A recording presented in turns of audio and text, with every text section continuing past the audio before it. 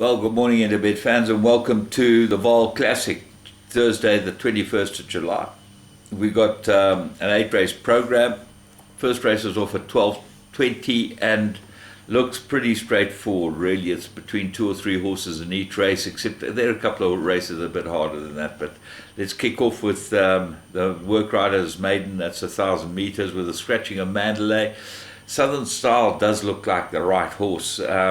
Certainly not a bad time when it did run the 1,000 on the Vaal. That was 59.74. But have a close look at Nelly Bly. That ran 59 on the Vaal 1,000 last time it ran. So Nelly Bly's got to be a big runner with Joe Guizo aboard it. Good ride in Sam Mercier on Southern Style. That's number 12 and number 10. Dame Twining might improve over the 1,000 meters. And really the two long-time maidens, Beltway and Smelting, have got some sort of chance, but it does look like a two-corner contest. Let's move on to race 2, which is maiden juvenile plate, 1,600 meters. And this is a little more difficult. It looks easy at first glance, but stepping out, Gavin Larena jumps aboard this one. It's entered in the Premier's Champion Stakes, so they obviously think a lot of it. And Dave Neven has his horses drawn 1. Gives it a chance, son of Vaal, and should go very well out of Savannah Mare here. The big dangers obviously are number 3, Home of the Brave, head of the speed rating. Very good first run indeed for Tyrone Zaka. Ryan Munger gets a ride on it, but Gavin Larena jumped off that one to go and ride Stepping Out. So that gives you a pretty good idea of the way they should run. Slinky Mapimpi and Poets Corner, both runners as well. Pierce Stradham on Poets Corner is a good jockey booking, and the Blinkers. Race 3. Maiden juvenile plate, filly, 1,600 meters, and I made it a 3-cornered contest. My top choice narrowly was a Colourful Pass, also because the blinkers have been put on. It's had 3 pretty good runs.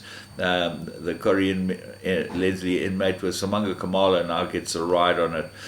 Interesting, Muzi is not on that. He rode it the last 3 times. He's now on Light of Day for the match at Yard. He rides for both stables. So he's obviously had the choice. He picked Light of Day. There was an improved last run. But I think they've all got to beat number 8, Tulip Tree. The Stuart Pettigrew runner, Raymond Danielson, on it ran on very nicely last time. Look for a super run from this one. He's ridden it both times from Danielson, so now he should know what to do, and the mile should suit it absolutely perfectly. Drawn 1. Race 4, maiden plate, 1,000 meters, and my top choice is number 4, and I'm going strongly with him. I think he'll win it. He needed a gelding, obviously, after his first run, because they backed him to 5 to 10 favourite. So that shows you the ability they thought that he had.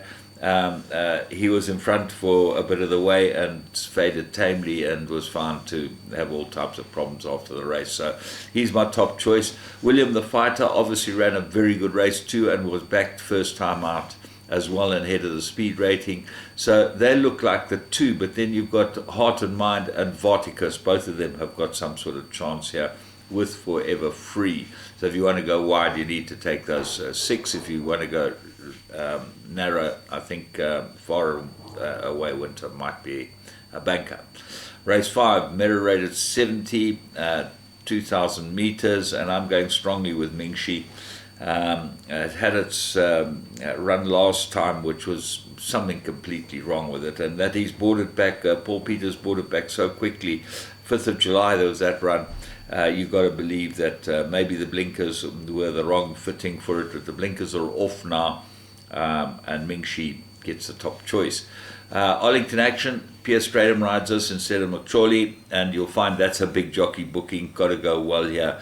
But the right horse in the race might be Romeo's Magic, the Brett Warren runner with Van Rensburg on it. I expect this one to go really, really well.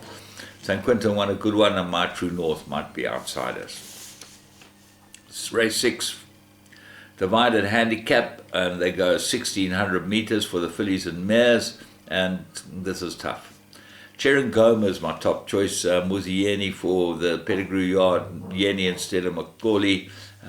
Yeni good booking, but Halloween won pretty well last time when we really liked her, because they put the cheek pieces on. I think she'd be even better with the blinkers, but she won easily. She got 5 points penalty. She gets half a kilo overweight. That's going to slow her down a little bit, but she's still going to be hard to beat here. So what are the rest of them? Peyton's Cheers, good course and distance form. 311 gets a very good booking into Mellow. You expect that's going to make some sort of difference to Peyton's Tear. Gilded Butterfly, stable companion to Cherangoma, got to have a big chance.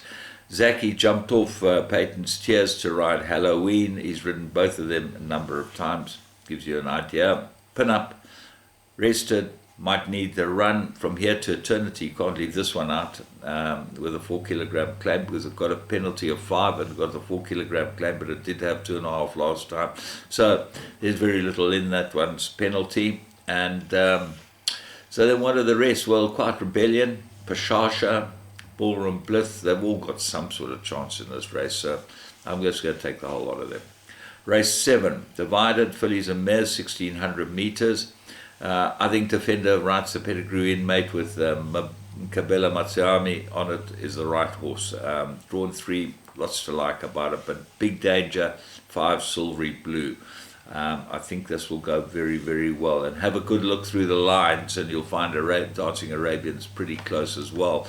But I think that you'll find they'll run Defender Rights and Silvery Blue, the right 2 horses in the race. Outsider 8, Fantasy Flower. I've been putting into everything, and this might be a big improver, going the distance with Mutiyeni aboard it. Race 8 is a classified, 1600 meters, and you need a couple of horses here. Java House is the top choice. Ignore his last run, big improver. Van der Merwe gets aboard it. He rode it well when it ran behind Emerald Princess. I think she'll go very well, Java House, off a good draw of 2, as long as she doesn't give away too much start. And that's the problem. She'd almost be a banker for me if you're sure that she'd get away from the pens. One Ring Star, one very good run, the run before last. DeMello aboard it.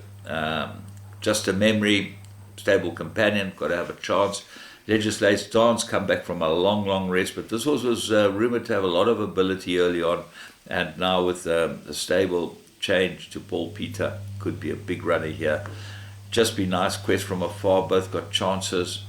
So I think it's thin, but you can add in a few of those big priced horses if you need.